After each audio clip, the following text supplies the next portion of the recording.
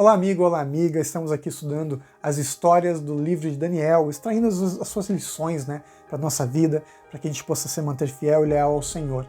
E hoje nós vamos falar sobre o capítulo 4 do livro de Daniel. Esse capítulo é muito especial porque não foi Daniel que escreveu ele, apesar de ele ter provavelmente transcrito ali essa história.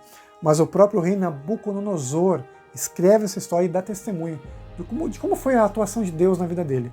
E a história do livro de Daniel, capítulo 4, começa assim. O rei Nabucodonosor e todos os povos, nações e homens e de todas as línguas que habitam em toda a terra, paz vos seja multiplicada. Pareceu-me bem fazer conhecidos os sinais e maravilhas que Deus, o Altíssimo, tem feito para comigo. Quão grandes são os seus sinais e quão poderosas as suas maravilhas. O seu reino é reino sempre eterno e o seu domínio de geração em geração. Aqui o Nabucão reconhece Deus como poderoso Senhor e o Deus dos deuses. Ele se converteu para Deus.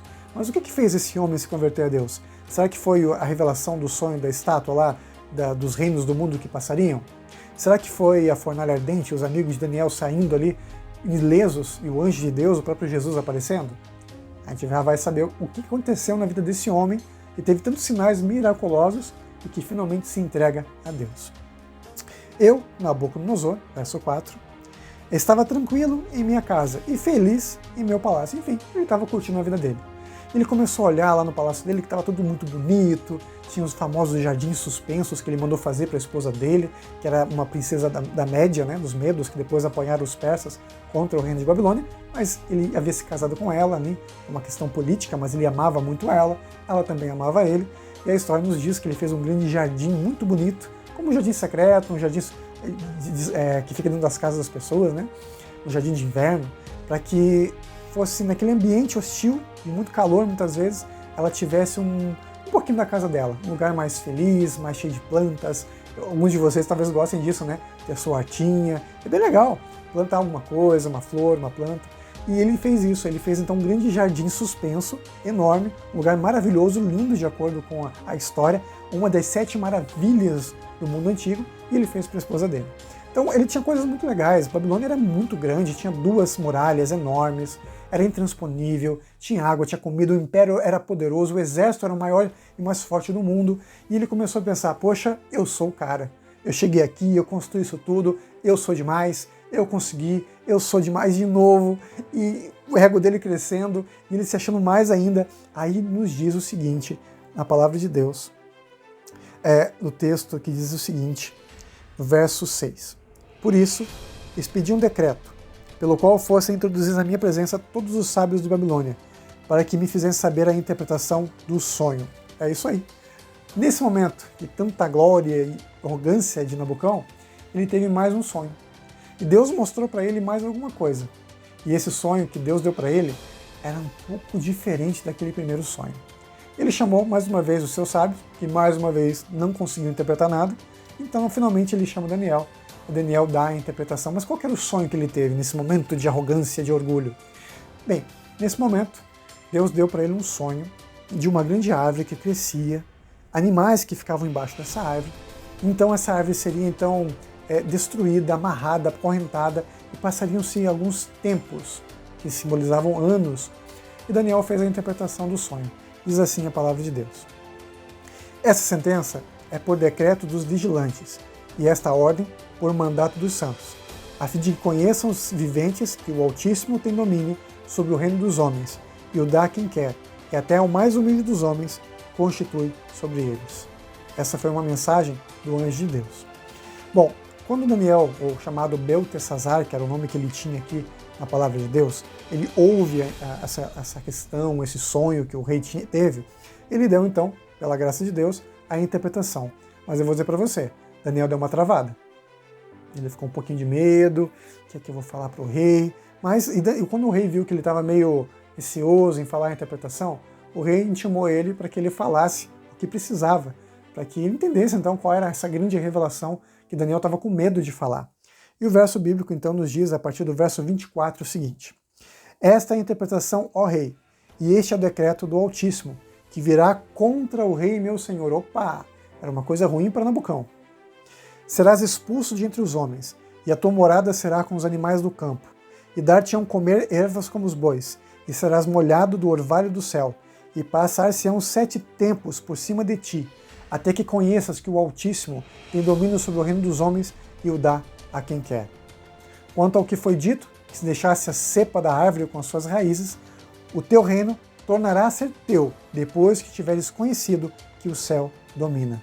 Portanto, ó rei, aceita o meu conselho, e põe termo pela justiça aos teus pecados e às tuas iniquidades, usando de misericórdia para com os pobres, e talvez se prolongue a tua tranquilidade. Então, Deus disse para Nabucão, se ele não fosse humilde e reconhecesse a autoridade de Deus, ele seria punido. Naquele primeiro momento, ele até ouviu. Só que a arrogância de Nabucão era histórica, né? Ele gostava muito, ele era muito arrogante e muito prepotente. E, infelizmente, um ano depois do que aconteceu, ao fim daqueles dias, Nabucodonosor, então, ele infelizmente recebeu a sentença divina. Ele começou a agir como animal, suas unhas cresceram, seus cabelos cresceram, ele foi tirado da presença dos homens, ele foi tratado durante 7 anos ali, 7 tempos, preservado com vida pelo menos, né? Então nós temos ali a regência de outras pessoas no trono de Babilônia, enquanto ele estava lá, até que quando acabou aquele período, ele olhou para os céus e finalmente reconheceu Deus.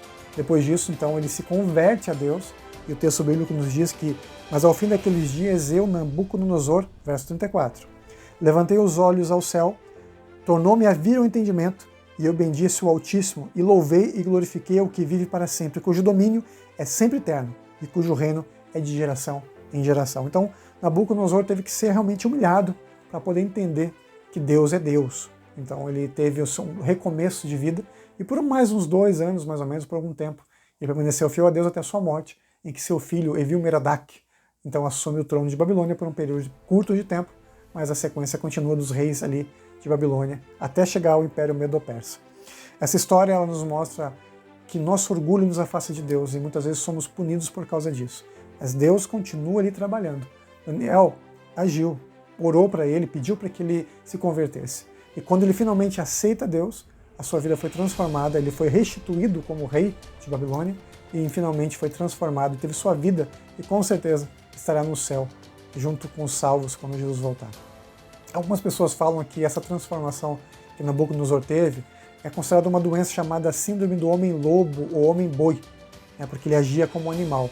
Algumas pessoas que são mais esotéricas, talvez seja a palavra, mais místicas, acreditam que Nabucco foi o primeiro lobisomem que houve no mundo, mas isso não é bíblico, não tem nada a ver, não é isso que a Bíblia fala. Né? A Bíblia fala que ele foi transformado ali, mas é uma questão de simplesmente não cortar o cabelo, não cortar a unha e perder a consciência, realmente ele ficou louco durante aquele período de tempo. É só isso que a Bíblia fala. Não tem nada de lobisomem, não tem nada de maluquice dessa não. Nem de animal propriamente dito, ele não se transformou em um animal, ele agiu como um animal, porque estava inconsciente. Mas ele se converteu e entregou o coração a Deus e aceitou Jesus como seu melhor amigo. O último verso de Daniel, capítulo 4, verso 37, escrito agora pelo rei Nabucão, é o seguinte: agora, pois, eu, Nabucodonosor, louvo, exalto e glorifico ao Rei do céu, porque todas as suas obras são verdadeiras e os seus caminhos justos, e pode humilhar aos que andam na soberba. Ande humildemente com Deus e certamente Deus vai te fazer prosperar, né?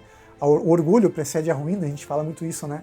Que Deus possa te abençoar, te ajudar a ser humilde e andar com Ele, para que Ele te exalte e Ele te transforme pelo poder de Deus. Vamos orar? Querido Pai que estás no céu, te agradecemos por esses estudos que têm nos mostrado como Deus trabalha e atua nas nossas vidas e também na vida das pessoas próximas de nós. Que possamos ser humildes, que possamos reconhecer Deus, sabendo que o Senhor é a maior autoridade do universo e quem é o nosso Senhor e o nosso Deus. Que seja feita a tua vontade, entregamos nas tuas mãos, em nome de Jesus. Amém. Não se esqueça, nessa vida é você e Deus. Te vejo no nosso próximo estudo do livro de Daniel, as histórias do livro de Daniel. Nós vamos falar do capítulo 5, uma tal de escritura feita com mãos que apareceram miraculosamente numa certa festa. Mas isso é só no nosso próximo estudo. Tchau, tchau.